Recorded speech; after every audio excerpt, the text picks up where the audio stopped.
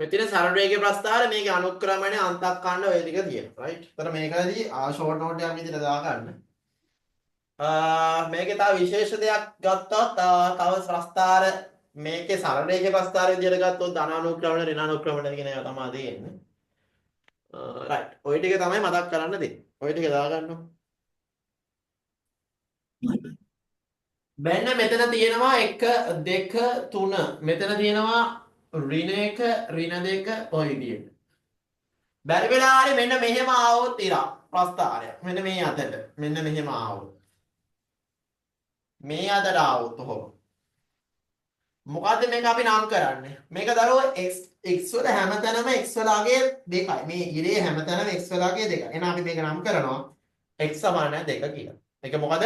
x වලගේ මේ ඉරේ හැමතැනම 2යි. ඕනම ඛණ්ඩාංශයක් අරන් බලන්න x වලගේ හැමතැනම 2යි. එහෙනම් මේකේ විශේෂත්වය තමයි මේ ප්‍රස්ථාරයේ වෙන මුකුත් අකුරු එකක්වත් එන්නේ නැහැ. y අකුරු මුකුත් එන්නේ නැහැ. මේකේ නම තමයි x සමාන 2. මේ අතට ආවොත් බැරි වෙලා. හොඳට බලාගන්න.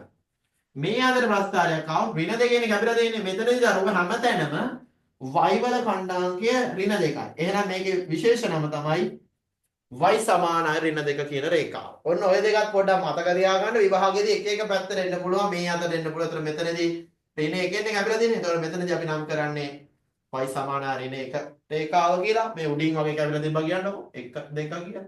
මෙතනදී අපි නම් කරන්නේ y සමානයි 2 රේඛාව. අර සමාන්තර වෙනකොට අපි ඕකත් මතක තියාගන්න ඕනේ. මොකද හේතුව විශේෂයෙන්ම මෙතනදී හැමතැනම x වලගේ ඍණ 1. මෙතනදී හැමතැනම y වලගේ ධන 2යි. ඒ නිසා මේවා අර නම් කරද්දී විශේෂ විදිහට අපි නම් කරනවා. පැහැදිලි නේද? එතකොට සරල රේඛාවේ ෂෝට් නෝට් එක ඔච්චරයි. ඔය ටිකක් දාගන්න. ඔය ටික තමයි සරල රේඛාවේ උපරිම ෂෝට් නෝට් එක. right? ඔය ටික ලියාගන්න.